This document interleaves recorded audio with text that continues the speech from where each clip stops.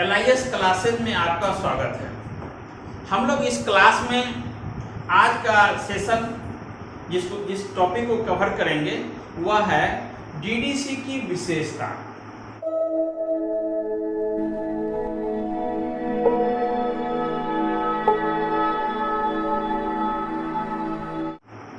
Davy decimal classification की क्या क्या विशेषताएं हैं जिसके कारण आज यह सबसे अधिक उपयोग में आने वाली वर्गीकरण पद्धति बन गई है। तो सबसे प्रथम इसकी विशेषता है इसकी लोकप्रियता।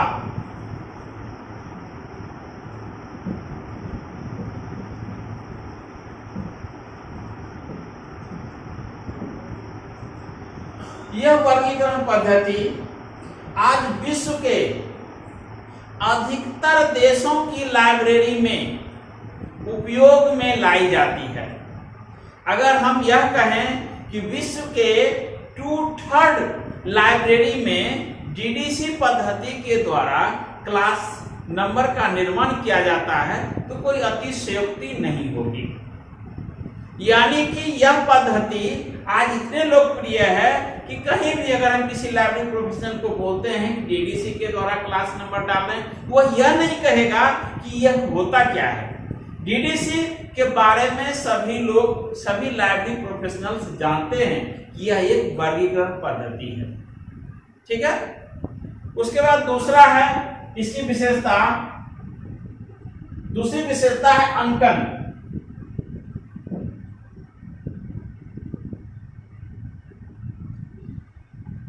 DDC को लोकप्रिय करने में ये जो अंकन है, नोटेशनल सिस्टम, यह सबसे अधिक लोकप्रिय बनाया है। क्योंकि हम लोग जानते हैं कि नोटेशनल सिस्टम दो प्रकार की होती है। एक होता है प्योर नोटेशन और एक होता है मिक्स नोटेशन। तो मिक्स नोटेशन में क्या होता है, अलग अलग प्रकार के अंकन पद्धति का यूज किया जाता है। लेकिन DDC में प्योर नोटेशन यानी कि शुद्ध अंकन पद्धति का उपयोग किया गया है, शुद्ध अंकन का उपयोग किया गया है। इस पद्धति में, इस वर्गीकरण पद्धति में 0 to 9 यानी कि 0, 1, 2, 3, 4, 5, 6, 7, 8, 9 इस अंकन का प्रयोग किया गया है। और इस अंकन के प्रयोग से बहुत आसान हो गया किसी भी बुक्स का क्लास नंबर डालने के लिए। जैसे मान लीजिए कॉलम हम लोग पढ़ते हैं, उसमें मिक्स नोटेशन है, वो इंडो अरेबिक का भी यूज कर रहा है, रोमन का भी यूज कर रहा है। लेकिन DDC सिर्फ और सिर्फ ये इंडो अरेबिक न्यूमरल्स का प्रयोग करता है। 0 to 9 का ही उपयोग करके वो सभी प्रकार के क्लास नंबर का निर्माण करता है। तो यह इसकी बहुत बड़ी विशेषता है, शुद्ध अंकन का प्रयोग यानी कि प्योर नोटेशन। और इसके प्रयोग से जैसे मान लीजिए हम कोई क्लास नंबर बनाते हैं,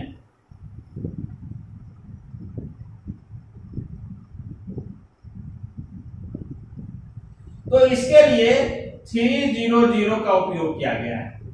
अब इसमें देखिए एक प्रकार के दो मात्र जो है सो अंक का प्रयोग किया गया है, 0 और 3 का। इसी तरह से हम लोग जैसे यूज करते हैं लॉग 340 लॉग का नंबर है, क्लास नंबर है। अब इसमें देखिए 3, 0, 3 और 4 इसका यूज किया गया है। इसमें कहीं से और दूसरे पद्धति के द्वारा, दूसरे अंकन प्रणाली से अंक नहीं लाया गया है। इसमें इंडो अरेबिक का ही उपयोग किया गया है। यह पद्धति को आसान करने में सबसे सहायक है। यह बहुत बड़ी विशेषता है DDC क्लासिफिकेशन पद्धति की। उसके बाद हम लोग देखते हैं इसकी विशेषता में थर्ड है, इसकी तीसरी विशेषता है यह एनुमरेटिव क्लासिफिकेशन स्कीम के अंतर्गत आता है। इन्यूमरेटिव क्लासिफिकेशन यानी परिगणनात्मक वर्गीकरण पद्धति के अंतर्गत ये आता है।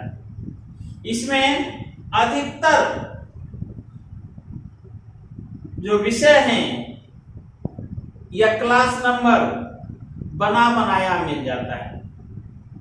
डीडीसी पद्धति में बहुत सारे क्लास नंबर रेडीमेड मिल जाते हैं और उस रेडीमेड नंबर का हम लोग यूज कर लेते हैं।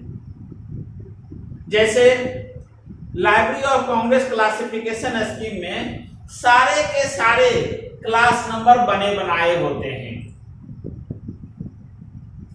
कॉलम क्लासिफिकेशन में जितने भी क्लास नंबर हैं मेन क्लास को छोड़ करके सबको बनाना पड़ता है, क्लास नंबर बनाना पड़ता है।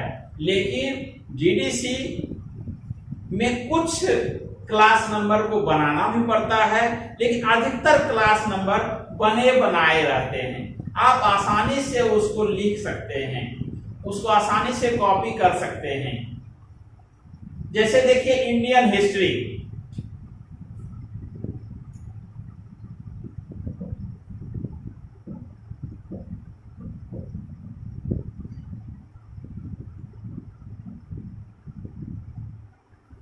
इंडियन हिस्ट्री का क्लास नंबर होता है 954।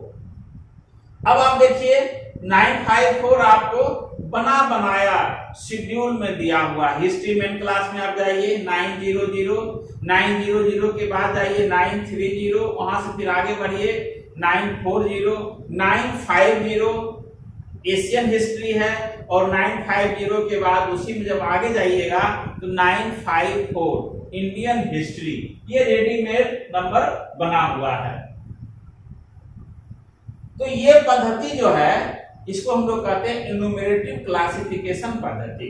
इसमें क्या है, क्लास नंबर आपको बना बनाया है। बहुत सारे क्लास नंबर आपको रेडीमेड मिल जाते हैं, पहले से पूर्व से ही उसमें क्लास नंबर बना दिए जाते हैं। इसी को कहा जाता है परिगणनात्मक वर्गीकरण पद्धति।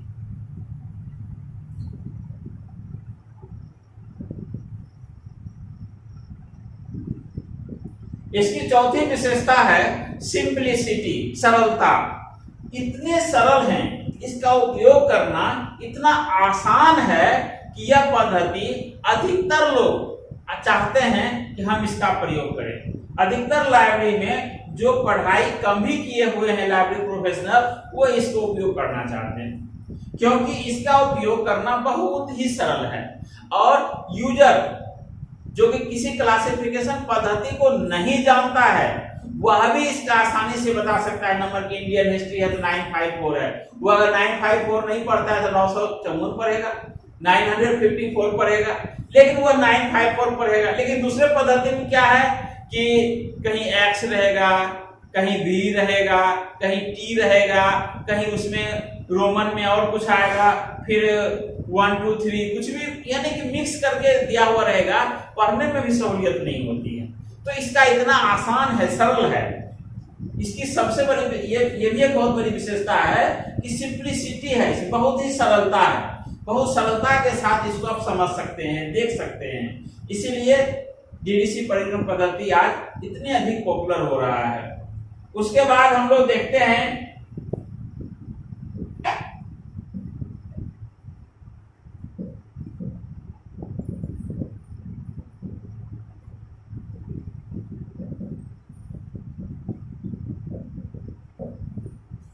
उपयोग में आसान। यह वर्गीकरण पद्धति को आप याद भी आसानी से रख सकते हैं, पढ़ भी आसानी से सकते हैं, सुन भी आसानी से सकते हैं। इतने आसानी से इसको आप याद भी रख सकते हैं। जैसे मान लीजिए कुछ चीजें हैं, जैसे देखिए 54, तो 9 के साथ 54 लगाया तो इंडियन हिस्ट्री हो गया, तो इंडिया का नंबर हो गया 54। तो कहीं भी किसी भी मेन क्लास में अगर हम किसी सब्जेक्ट के साथ इंडिया जोड़ना हो तो 54 लगा देंगे। इसके लिए एक बार हमने इंडिया का नंबर 54 याद कर लिया, रिमेंबर कर लिया, तो हमेशा हमको यह काम देगा। इसी तरह से बहुत सारे चीज हैं, जैसे 07 टेबल 1 में स्टडी एंड टीचिंग का प्रयोग में दिखाया गया है। इसको हम लोग आगे डिस्कस करेंगे 07 स्टडी एंड टीचिंग में। अब वहां देखिए 07 का उपयोग स्टडी एंड टीचिंग में किया गया है, और इसका एक बार अगर आपने याद कर लिया तो वो आपको हमेशा काम देगा। हमेशा डीडीसी क्लासिफिकेशन पद्धति जब बनाते हैं तो आपको आसानी से समझ में भी आएगा और आप उसका उपयोग भी कर लेंगे। इसी तरह से जैसे कि 09 ये जो है सो हिस्टोरिकल और ज्योग्राफिकल ट्रीटमेंट के लिए दिया हुआ है टेबल 1 में। अब आप जैसे 09 तो 9, अगर 0 घटाते हैं 9 और 9 उधर पॉलिटिकल साइंस, ये 9 जो है सो हिस्ट्री में क्लास में भी आता है। तो बहुत सारे चीज हैं जो कि आप आसानी से इसको याद कर सकते हैं, सुन सकते हैं। तो ये जो है सो बहुत ही उपयोग और स्मरण में भी आसान है, स्मरणशीलता है इसमें, निमोनिक्स है बहुत ज्यादा, आप आसानी से याद रख सकते हैं। उसके बाद आगे है 6 नंबर में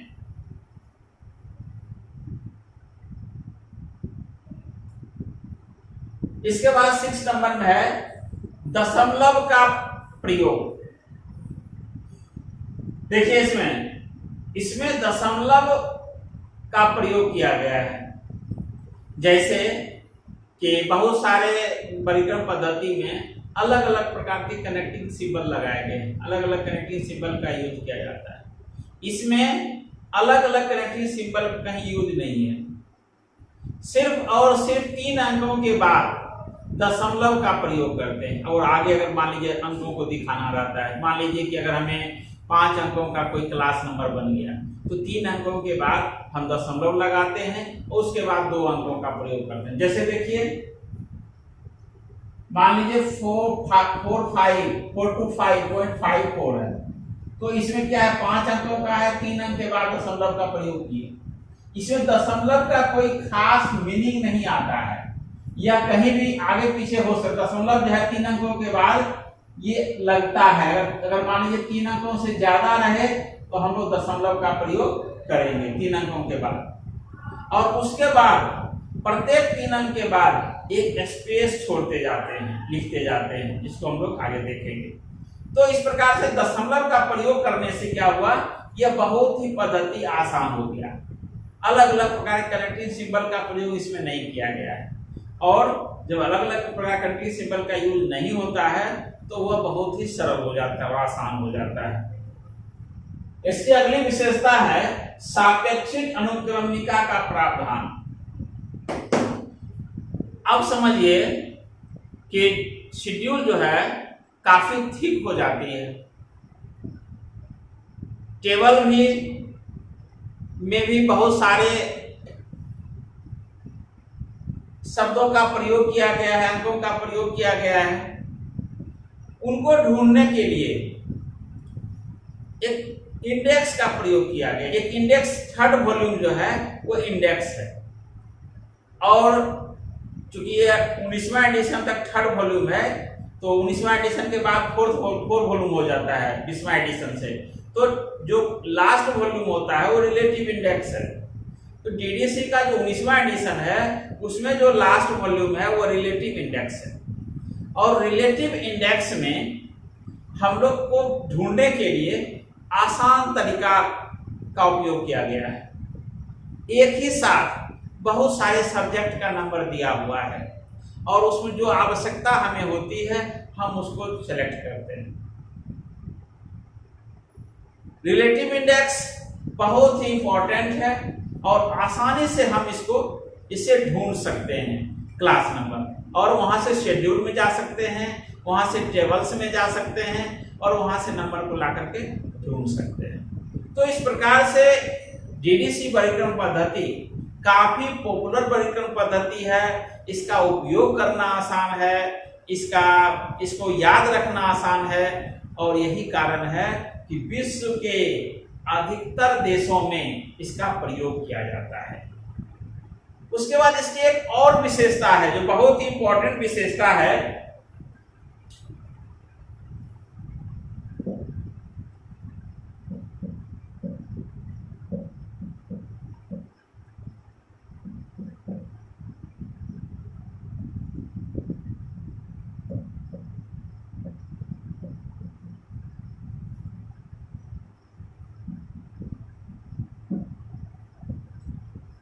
इसकी सबसे इंपॉर्टेंट विशेषता ये भी है कि ज्ञान जगत को 10 भागों में बांट दिया गया है।